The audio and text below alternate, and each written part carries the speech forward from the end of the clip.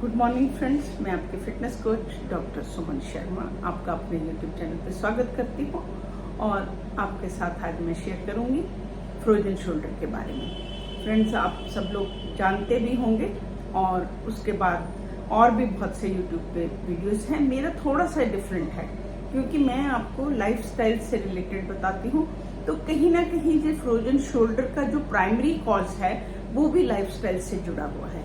जी हाँ, कैसे? हमारा सेडेंटरी लाइफस्टाइल एंड हमारा प्रोफेशनल जॉब जो हमारी टोटल कंप्यूटर पे होगी। कुछ तो प्रोफेशनल मजबूरीज हैं और बाकी हम लोग जैसे मोबाइल के लंबे टाइम तक मोबाइल पे बैठे रहना, काम सारे मशीनों पे होना, तो कहीं ना कहीं ये वाला लाइफस्टाइल हमारा जो है वो हमें फ्रोजन शोल्डर की तरफ इशारा करता है।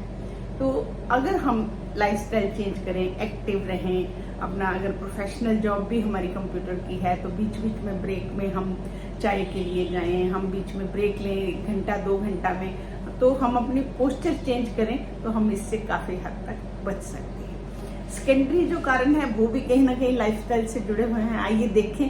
सेकेंडरी कारण में आपका डायबिटीज, आपका हाइपोथायराइडिज्म, आपका आर्थराइटिस, ऑटोइम्यून डिजीज तो हमारे कंट्रोल में नहीं है, परंतु ये 3 चीजें भी आपकी लाइफस्टाइल से जुड़ी हुई हैं। आप अपनी डायबिटीज को कंट्रोल रखिए, आप अपने थायराइड को कंट्रोल रखिए, आप अपने फ्लेक्सिबिलिटी, अपने जॉइंट्स को शुरू से ही फ्लेक्सिबल रखें तो आपको आर्थराइटिस भी नहीं होगा। ऑटोइम्यून हमारे हाथ में नहीं है, उसको छोड़ दीजिए, वो होगा तो हम उसको मैनेज करेंगे with exercise, with doctor help, वो ठीक है। तो इन सम ऑफ अगर देखें तो कहीं ना कहीं हमारा फ्रोजन शोल्डर जो है वो हमारे लाइफस्टाइल से जुड़ा है। आइए देखते हैं होता क्या है और हम कैसे बच सकते हैं, और जब हो जाए कब डॉक्टर के पास जाना है और डॉक्टर इससे क्या करेगा, और एंड में मैं आपको 2-3 एक्सरसाइजेस की बताऊंगी जो मिलेंगी।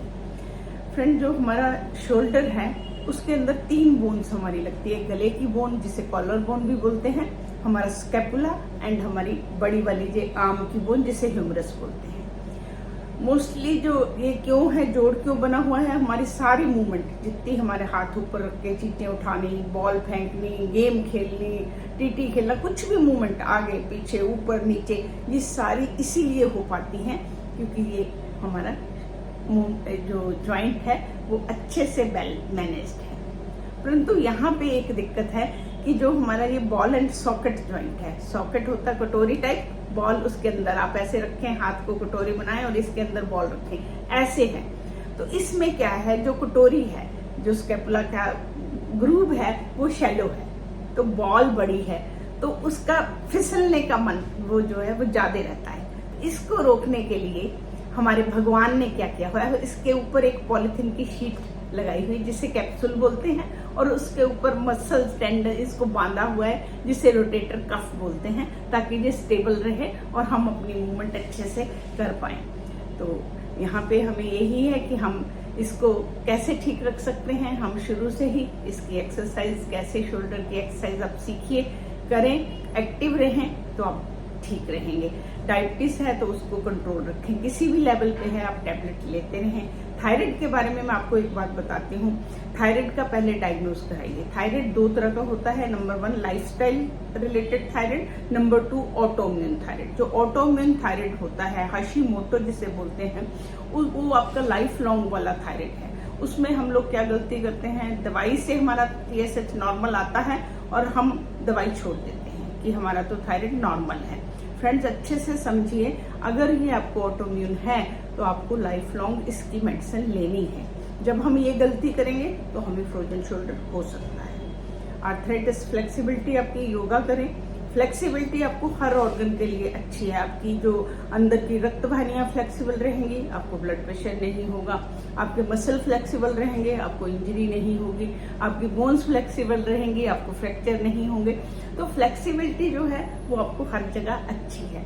जीवन में भी आपको फ्लेक्सिबल, अगर आप फ्लेक्सिबल है तो आप आगे निकल जाते हैं, अगर आप अड़े रहते हैं तो आप वहीं पे कट हो जाते हैं। जैसा कि एग्जाम्पल है कि आप बैम्बू ट्री की तरह बनिए, जब तूफान आता है बैम्बू ट्री पूरे का पूरा लेट जाता है और जैसे वो सिचुएशन पार होती है वो फिर से वैसे स्टैंड हो जाता है। तो हमारे बड़े लोग बोलते हैं कि आप बैम्बू की तरह फ्लेक्सिबल बनिए, सिचुएशन को निकलने दीजिए और उसके बाद राज आपका है।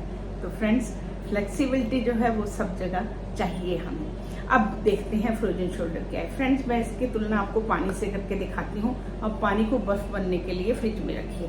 पहली कंडीशन में पानी की तरह चमकदार बर्फ बनती है, उसे फ्रीजिंग बोलते हैं। उसके बाद व्हाइट बर्फ जो बनी वो फ्रोजन होता है।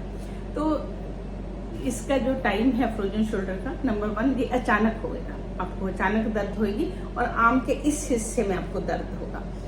जैसे अगर हम इस पे ध्यान देने लगते हैं, उस पोस्चर को चेंज करते हैं, हम अपना एक्सरसाइज शुरू करते हैं, तो ये यहीं पे रुक जाएगा। परंतु हमें मतलब समझ नहीं आती, हमें पता चलता है जब बढ़ जाता है। तो आपको क्या लक्षण आएंगे? आपको अपर मूवमेंट जितनी है, आम भाषा में हम बोलते हैं, पूछते हैं पेशेंट से, आपको कंघी करने में दिक्कत है, आपको बाजू ऊपर उठाने में दिक्कत है, आपको अपनी बॉडी पे ऐसे सोप पीछे की तरफ सोप लगाने में दिक्कत है।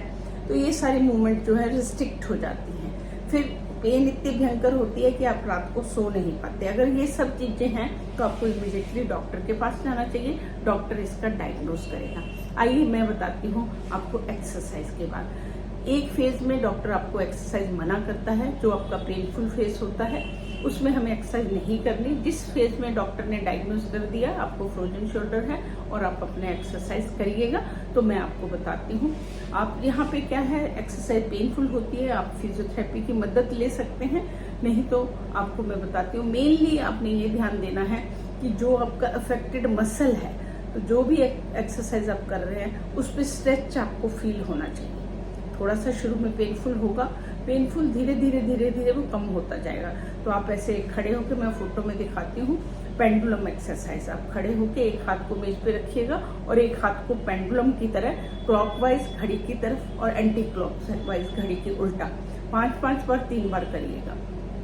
उसके बाद आप स्ट्रेस एक्सरसाइज कर सकते हैं, जिसको कि आप अफेक्टेड पोर्शन जो आपका है उसका वॉल को धक्का दें, जिससे आपको स्ट्रेच फील हो आपके मसल्स पे। इसको भी आप गिन के 5 बार करिएगा, 5-5 बार 3 बार करिएगा। और उसके बाद आप कॉर्नर एक्सरसाइज कर सकते हैं। एक बॉल के कॉर्नर में खड़े होके धीरे धीरे, हम इसे बॉल पुशअप बोलते हैं, 5-5 करके धीरे धीरे आप करिएगा, 3 बार करें।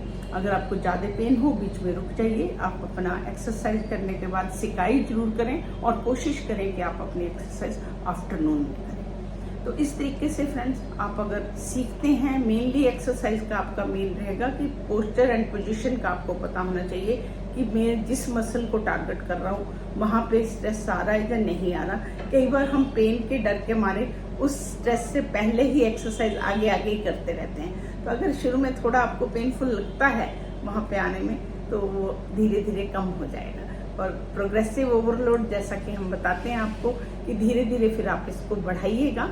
और एक्सरसाइज आपको हमेशा करनी होगी, क्योंकि डॉक्टर आपकी पेन ठीक कर सकता है। 6 महीने, साल में आपका फ्रोजन शोल्डर ठीक हो जाता है, पर स्टिफनेस जो है वो ठीक नहीं होती। उसके लिए आपको फ्लेक्सिबिलिटी ही चाहिए। फ्लेक्सिबिलिटी आपको एक्सरसाइज से आएगी।